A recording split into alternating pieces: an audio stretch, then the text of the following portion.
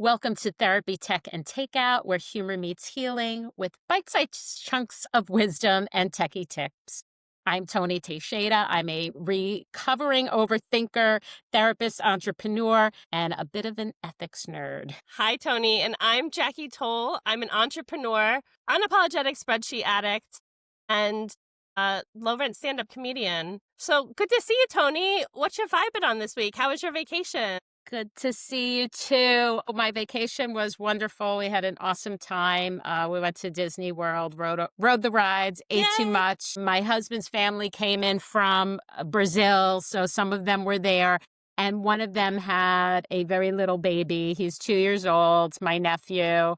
So exciting to see Disney through a 2-year-old's eyes. So we I had a lot of bet. fun meeting. That's We so all met awesome. Nikki and we took pictures together, did all that. It brought me back, Jackie, to, That is awesome.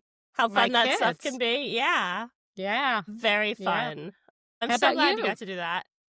I am Yeah, what are you doing vibing? good. Like a few tactical hurdles in my business seem like they're coming to the end of the road, so that's pretty exciting. And I've just been like busy and out doing things. I went to an art festival down in Venice last weekend. That was so much fun. Really cool to see all the people and what they make. I love to meet local artists. And I thought of you and your paintings, and I was like, oh, I could see Tony here Yeah. someday. Come down. Yeah, yeah. Yeah. Oh, But yeah. It's cool. I'm enjoying that. Yeah, my little hobby. I love that. I love that for you.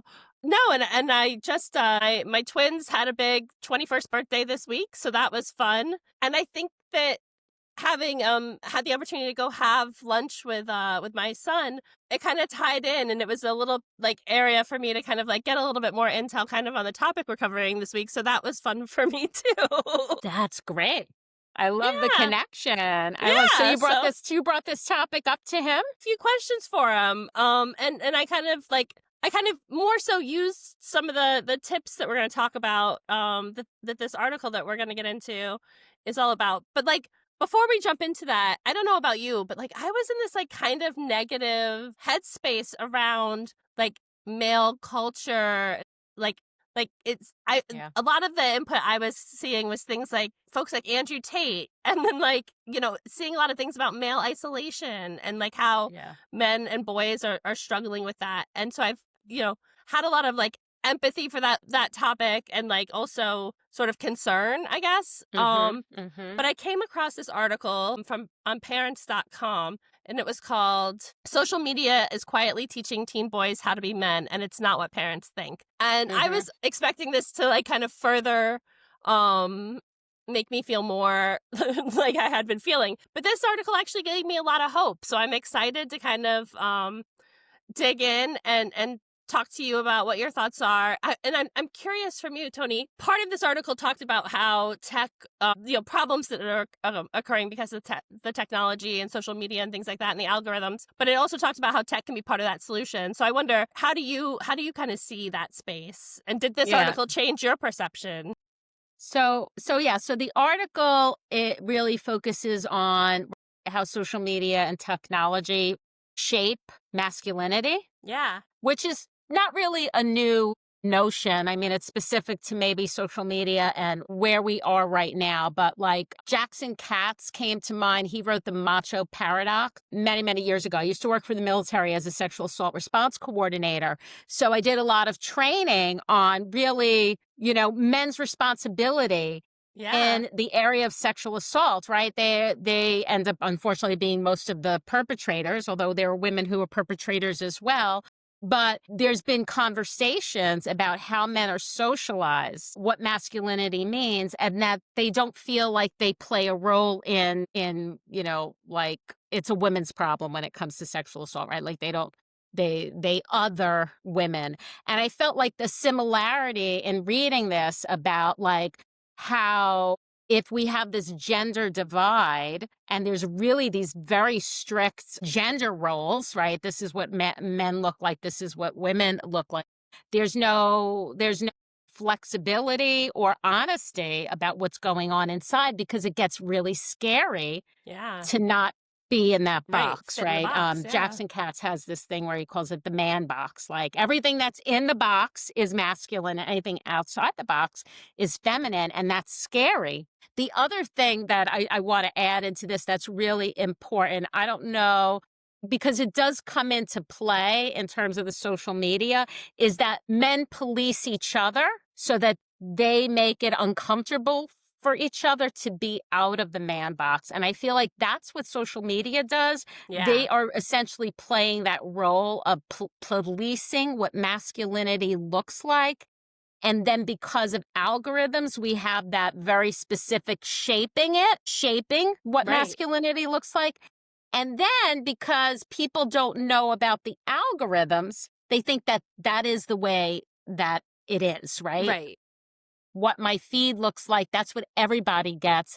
That's everybody's story of masculinity. The hyper masculine, big, men and boys can't cry kind of stuff. Absolutely. And I think that was one of those, it's funny or interesting, I guess, how, the book that you brought up has so many of the same ties into the social media, like, components too, Mhm. right? And it's just that accelerated by the algorithm, and the exposure rate is so much higher, than it probably was, at least from a media perspective, a generation ago, 2 generations ago, for sure, right? But I think you hit the nail on the head here. The moral of the story, right, seems to still to be that we need to reinforce that those, the empathy and the connection to people and the humanity of us all and those types of things are also super masculine qualities, and really, Mhm. important to create safe spaces for people so that, everybody feels like they can be themselves and have positive relationships and Mhm. connections. Mhm. And I think, that theme hasn't, or the need for that hasn't changed. Yeah. But I thought it was also interesting how they brought up that while online gaming can be really toxic in certain ways and very specific ways, that overall it really fostered connection and social unity and groups and that type of thing for young men.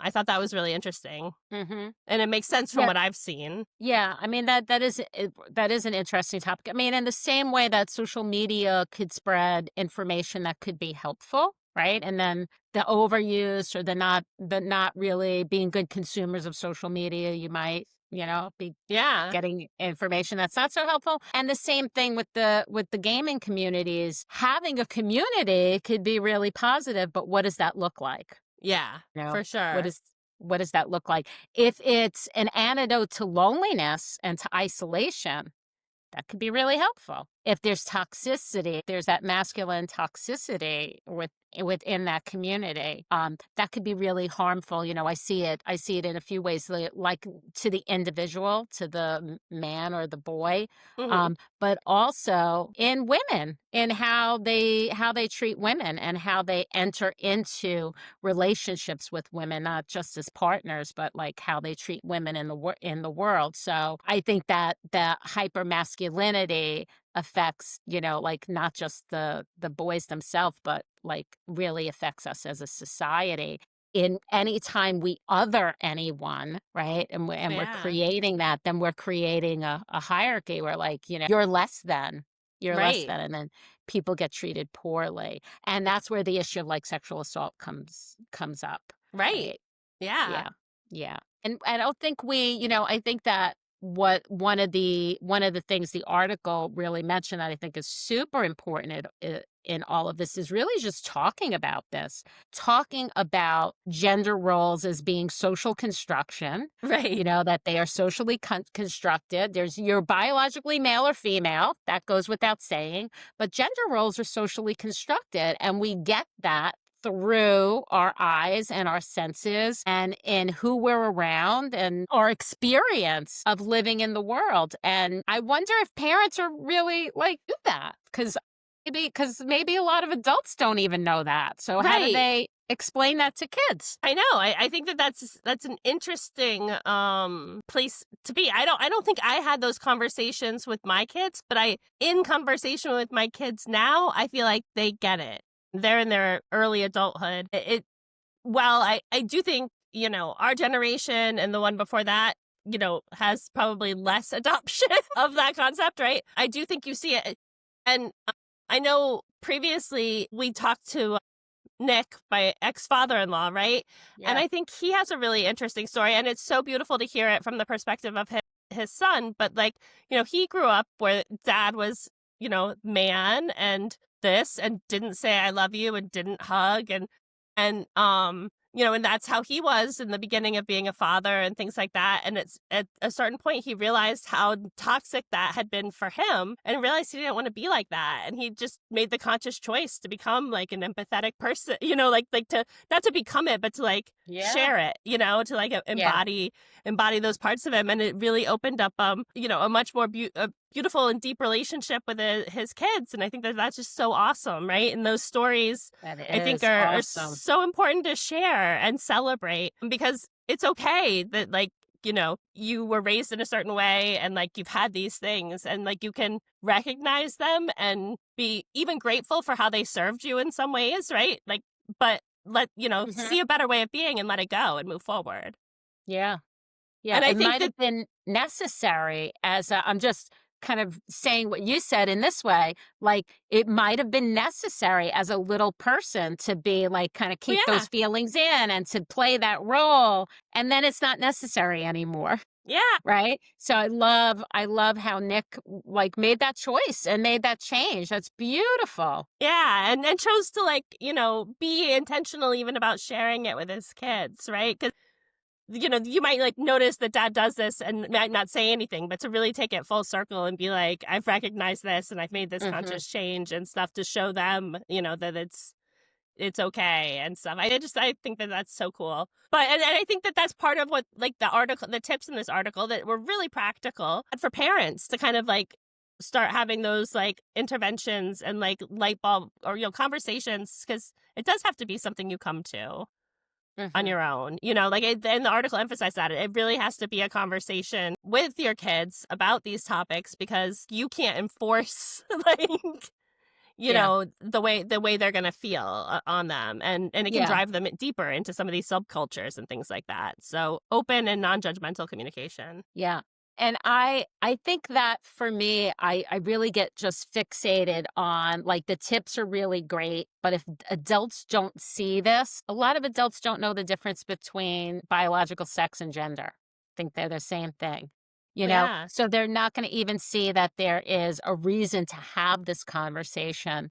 So I think that the article has great tips to help parents who are aware, fair. want to be aware that there is an issue here, but I worry about the people who need to be the adults and the parents who need to be educated that this is even going on, right? We've been Yeah, talking about social media feeds and algorithms and people who are not even aware that their feed doesn't look like somebody else's. They're not even going to realize that their kids are right. getting fed a certain image. Or maybe they feel more comfortable with that hypermasculinity too and don't even see that it's a problem. So those kids aren't getting a variety of input.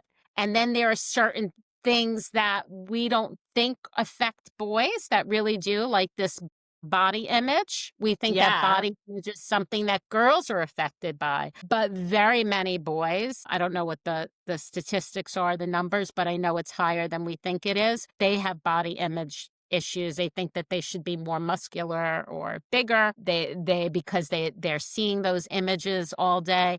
And that's a disorder. That's yeah, a disorder, not seeing yourself in the mirror the way that you are or feeling that that's okay. You're supposed to be something else. Women who see themselves as larger instead of like their real size, and boys who see themselves as smaller than their real size or trying to get bigger and having right. an eating disorder or working out like, 10 hours a day. That's a problem. And I feel like we don't catch that in boys. We might catch that a little bit faster with girls. For sure. But because boys are supposed to be big and muscular, if you see a boy who's working out and doing all that, it's like, oh, that's okay.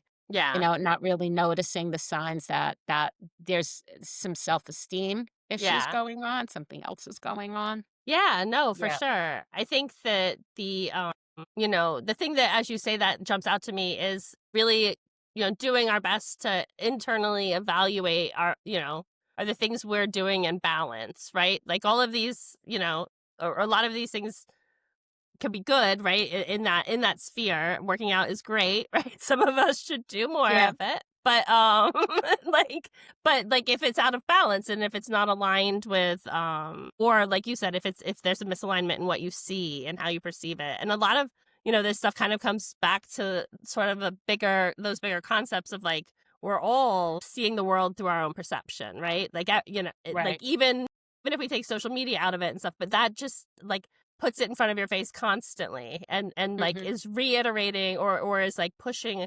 objectives to you that like might not be aligned with what you currently think, but if you see it enough, over time the Overton window shifts for people. It's just, we know that. And so I do think that there is, a lot that needs to be done from the perspective of these tech companies, but I also kind of agree with the article that that's not a super quick, or like I wouldn't expect to see that happen anytime Yeah. soon Yeah. with any Well, I mean, meaningful. speaking of like the cognitive piece of what you're talking about, like we all have our own perception. So we do this thing, we have cognitive bias. We find in the world information that shows us that our beliefs are the right beliefs, Right. cognitive bias, right? And you discard all the information that, kind of goes the opposite of what you Yeah. believe or has a different perspective. And if and that's your social media feed, your, cognitive bias all day long, you're scrolling, you're not even getting anything to dismiss because everything that you're seeing, it really matches what your belief already is. So there's really no way to have a critical, we already have difficulty as humans being critical about our Yeah. own thinking and about the information that we're taking in. It makes it even harder with social media because there's no other alternative viewpoints that we can even dismiss. It's like it doesn't even exist in your feed. So it really does complicate things. And we really always come back to, Jackie, having awareness, having conversations, really being aware and being good consumers of technology and social media. And if we're not, it's like we're screwed. Yeah. Yeah. Yeah. I mean, I think as it relates to this especially, it does put the onus back on the parent, and you're looking at something that this technology, the kids don't have fully formed brains, right? Like, and so how is this rewiring, from like or cause, causing long-term damage or shifts again to that Overton window to what we feel is acceptable or not. I think we're kind of seeing some of, that play out in the real world today, right? You have people openly saying like hateful and vile things, and nobody's, and people are like, yeah, that's all right. Like and it's that, that I think that creates like kind of a, an understandable sense of fear too in Yeah. folks. Well, yeah, because what happens is if enough people are saying it, that becomes the norm. The vile Yeah. things that people are saying, that becomes the norm. So, all discretion is out the window.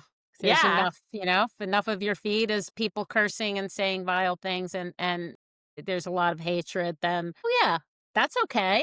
Everybody is doing that. Same thing in terms of the images that young boys and men may see in this hyper masculinity, the focus on not having feelings, being really big, being really strong, having to be a family provider. I'm thinking of like all the stereotypes. That's a Yeah. really scary box to be in because if you're not, then how are you, you're going to feel crushed on Right. the inside because it's a stereotype. It's not even possible to live up to that image. And shouldn't have to. Shouldn't have to. Yeah, yeah. Yeah. I So mean that I'm starting to go downhill here. I'm starting to feel like, oh my gosh, we really do boys a disservice, and it's not just boys that we do a disservice. We do girls a disservice by putting boys in a box too. Putting the boys in this box. I'm starting to feel like, wow, this really sucks. No, I mean it's definitely, I think that there are pros and cons to a lot of it, right? Like I think of even on the girls' side, like one of my daughters was in a sorority. And, it's like there's a image standard that they had, and like a, like, I mean, it was like there were things that were like kind of like, uncomfortable. Like didn't feel Sexist? right. Yeah, like didn't feel like super cool to get behind. But on the other side, there was, a lot of like friendship and activities, and they did things, got involved with Mhm. like community projects that were really like important, and like it really was like a sense of community too, right? Like Yeah. in a Yeah. big world and stuff. And so like there's two sides to all of these things, and I think in any of these systems, right? Like you see it in economic theory and, a whole bunch of other places. If left unregulated, unguarded, right? Like they extend into chaos and like Yeah. destroy themselves, right? Like Right. capitalism, doesn't continue to have like a free and fair market if left Right. unchecked.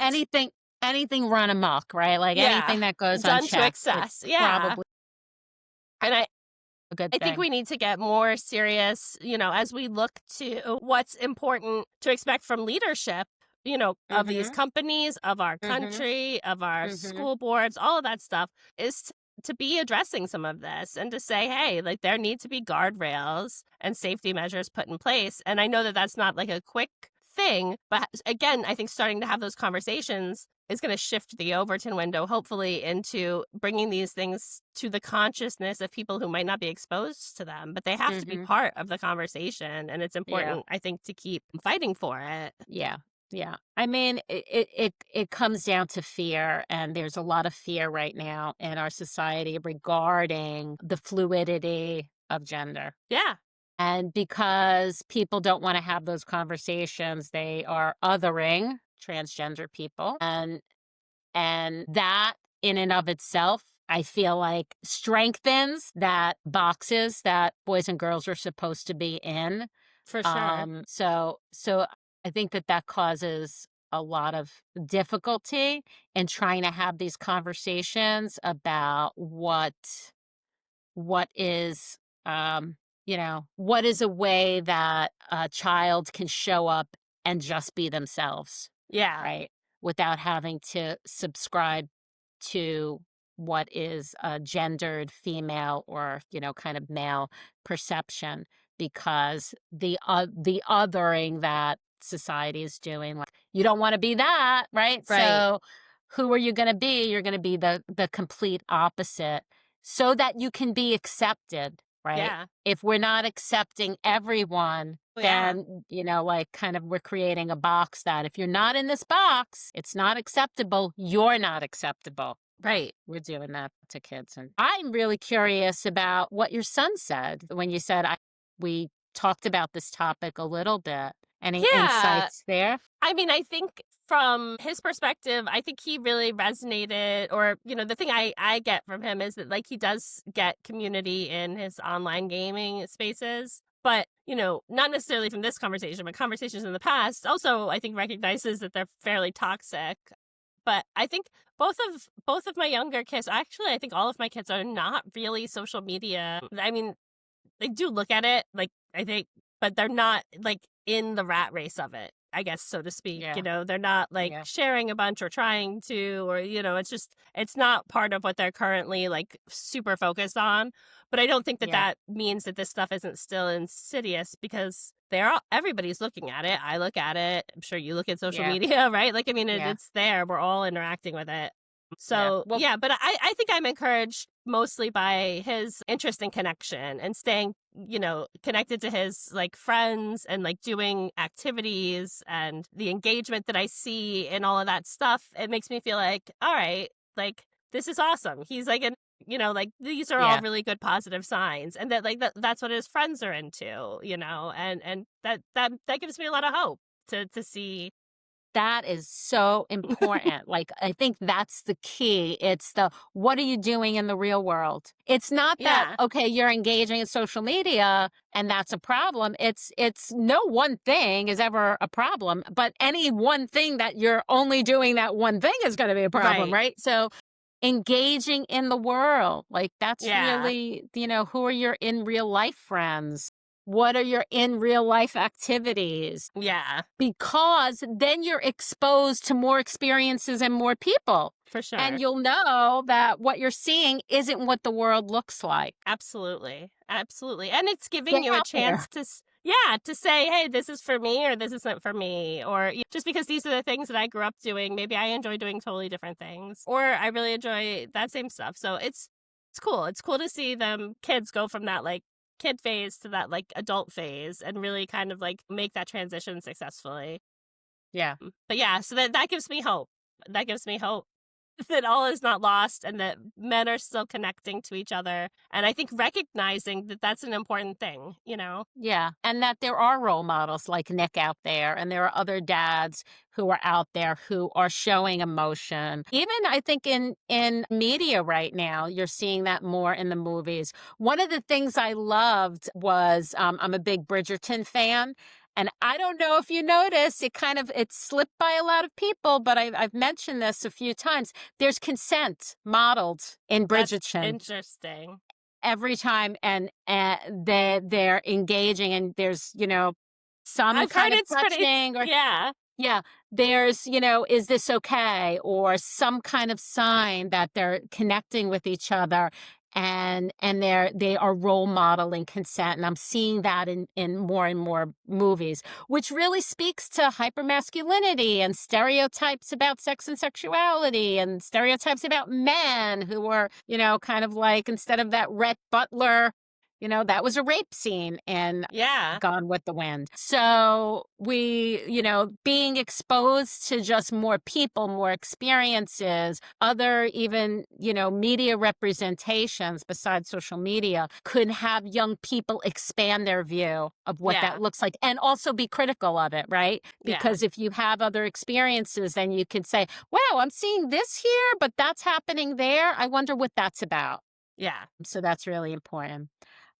So I really love this topic today, Jackie. Thank you for Yeah, this is sharing a it fun with one. me. This was a fun one. I think really what we came back to, as maybe we have in a few of the other discussions we've had, is this experiencing the real world, really thinking about what it is you see every day, and diversifying your own experiences, and that can really be the antidote to some of the problems with, social media and technology. Absolutely. Get out there and do something in the real world. Yeah. Well, Thanks, awesome. Jackie. Absolutely. Well, we'll see you guys next week. And don't forget to like and subscribe. All the other business stuff. All right. Take care. We Bye love bye. that. Bye-bye.